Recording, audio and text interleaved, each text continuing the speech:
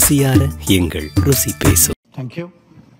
Your Excellency, President Vladimir Putin, Highnesses, Excellencies, friends.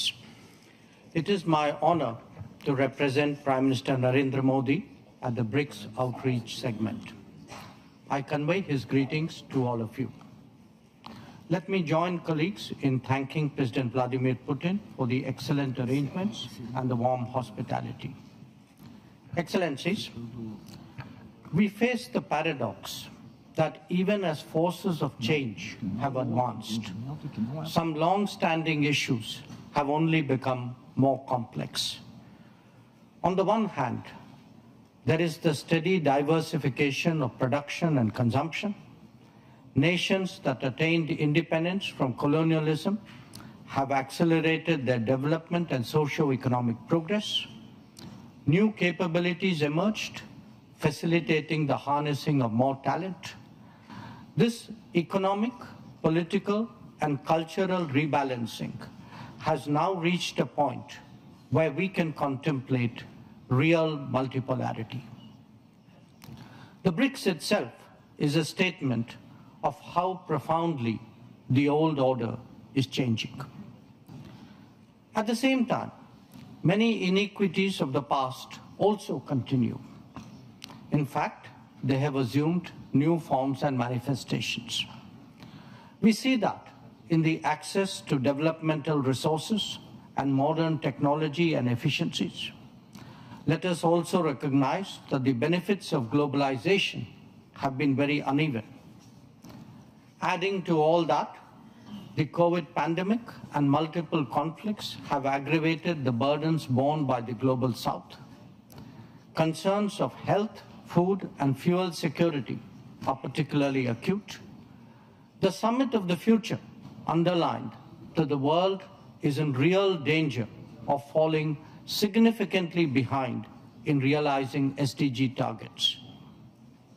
How do we reconcile this contradiction and ensure that the benefits of change reach those who are currently left behind?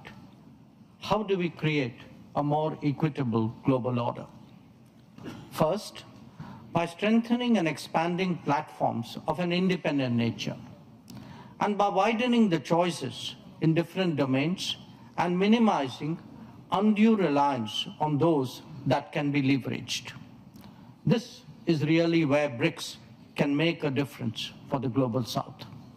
Second, by reforming established institutions and mechanisms, especially the UN Security Council in the permanent and the non-permanent categories.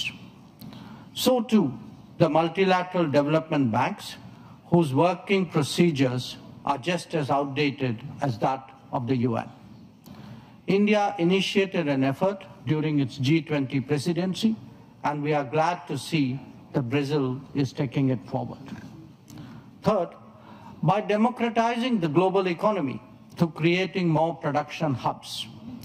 The COVID experience is a sharp reminder of the need for more resilient, redundant, and shorter supply chains. For essential needs, every region legitimately aspires to create their own production capabilities. Fourth, by correcting distortions in global infrastructure that are a legacy from the colonial era. The world urgently needs more connectivity options that enhance logistics and mitigate risks. This must be a collective endeavor for common good with utmost respect for territorial integrity and sovereignty. And fifth, by sharing experiences and new initiatives. India's digital public infrastructure, its unified payment interface, the Gati Shakti infrastructure all hold a larger relevance.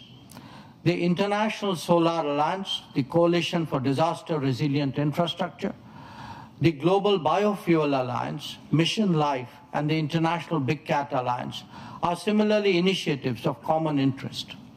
As a first responder, be it for natural calamities, health emergencies, or economic crisis, we seek to do our fair share. Excellencies, Addressing conflicts and tensions effectively is a particular need of the day. Prime Minister Modi has emphasized that this is not an era of war. Disputes and differences must be settled by dialogue and diplomacy. Agreements, once reached, must be scrupulously respected. International law should be adhered to without exception, and there should be zero tolerance for terrorism. Excellencies, the situation in the Middle East, West Asia for us, is an understandable concern. There is a widespread anxiety that the conflict would spread further in the region. Maritime trade has also been deeply affected. The human and material consequences of further escalation are truly serious. Any approach has to be fair and durable, leading to a two-state solution. Excellencies, we meet in difficult circumstances. The world must be prepared to think afresh on long-standing challenges. Our gathering is a message that we are indeed prepared to do so. I thank you for your attention.